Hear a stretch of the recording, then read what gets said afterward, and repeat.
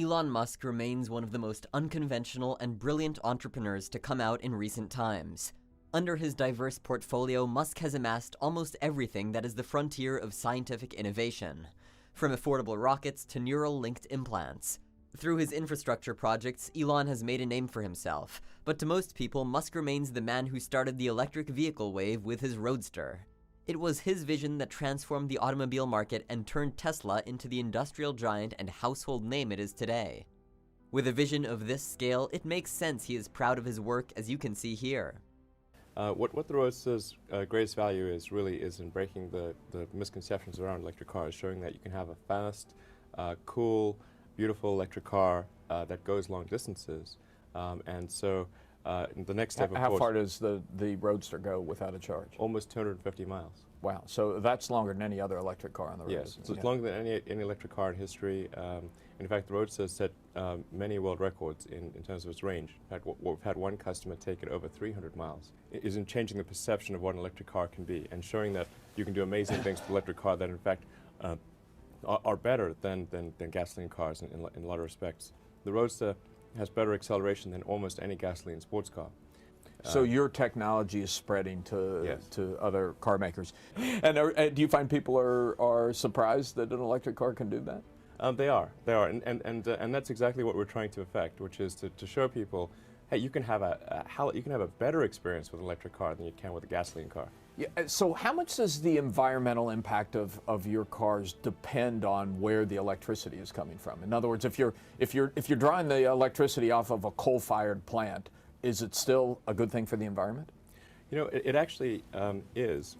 Even if you draw electricity from coal or natural gas or even directly from oil, because stationary power plants are so much more efficient than small gasoline engines in cars, an electric car actually ends up getting more range for a given amount of, say, coal or oil that's burned than a gasoline car gets. So in other words, the CO2 per mile is actually less for an electric car, even if it's coming from a high CO2 source like coal.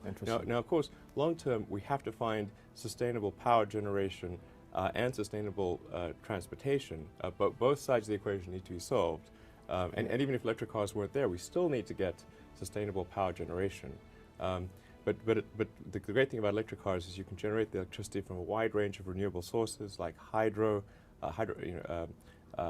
geothermal, wind, solar, and nuclear where it's safe to do so.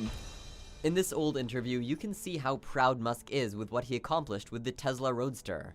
The Roadster was by no means his best work, but even then, the car managed to break all previous records that had been in the electric vehicle industry.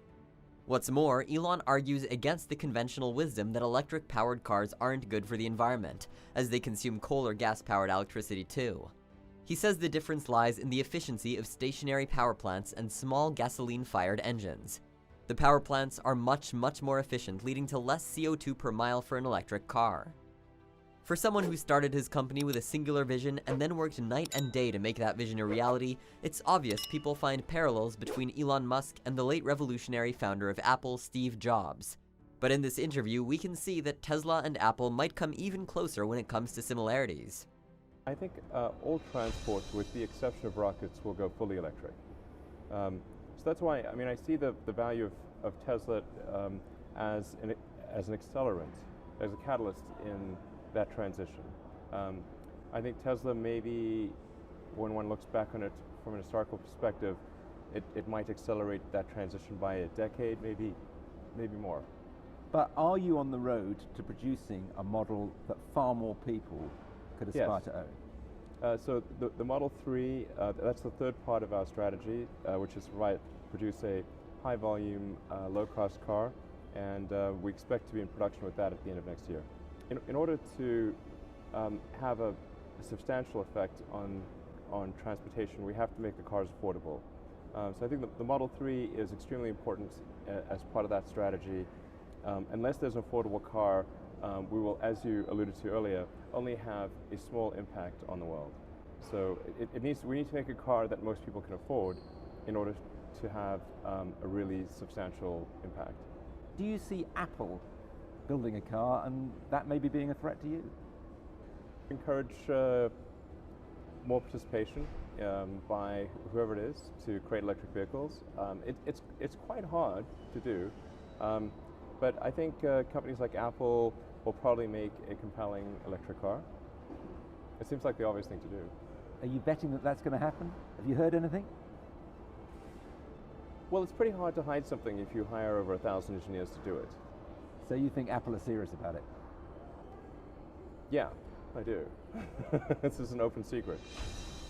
If Elon is to be believed, Apple is currently working on their own take on the autonomous electric vehicle, and Musk thinks that the competition is welcome. He said that what they had done by that point with their cars was revolutionary, but now it was time they created a more affordable electric vehicle for the masses. While saying he would be in direct competition with Apple, Musk reminded that no one company held a monopoly over the market yet, and it's unlikely that was going to change anytime soon. What Google is doing. How do you assess what they're doing when you're looking at it? Because there'll be competitors at some point. These are all eventual competitors.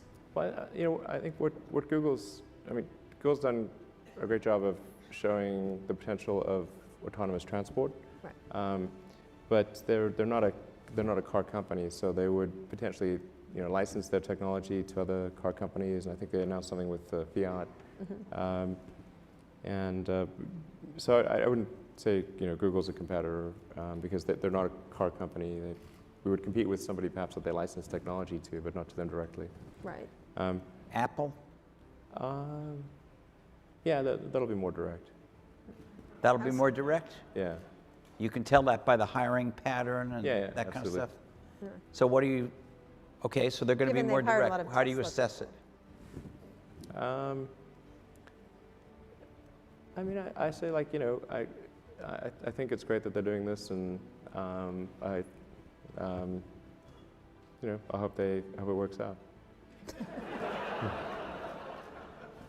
What's the time frame for them, do you think? I don't know.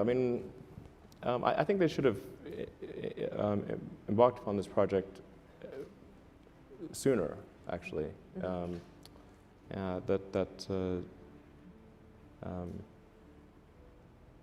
But I don't know. I don't know when they. They don't share with me the details of their production plans. But I don't think it's going to be. I don't think they'll be in volume production sooner than maybe 2020. That'd be like the soonest. And is that too late? When you say they should have embarked sooner, is that because 2020 will be too late to stop you or beat you or compete with you or what? No, it's just like it's a missed opportunity. It's just It'll be over by 2020? No, it's not. It's just like it's a couple of years. I think they'll probably make a good car and probably be successful. The car industry is very big, so it's not as though there's one company to the exclusion of others. There's like a dozen car companies in the world of significance. So, and the most that any company has is approximately 10% market share. So it's not like somebody comes up with a car and they're suddenly like they kill everyone else. It's not that way. And the sheer scale of automotive manufacturing is just. It's hard to appreciate until you see the plants. They're gigantic. Yeah, like the industrial, I have seen the plants. Yeah, the sheer size of the industrial infrastructure is staggering. Not just the assembly plant, but everything else that goes. Yeah, the supply chain, exactly. The assembly plant is just a little tip of the plant. iceberg, really. Mm-hmm. Yeah, The assembly plant is literally the tip of the iceberg. Phenomenal. The supply chain is, once you go to tier 2, tier 3, tier 4 suppliers, that's probably an order of magnitude more than the final assembly. So you think Google will not be a competitor?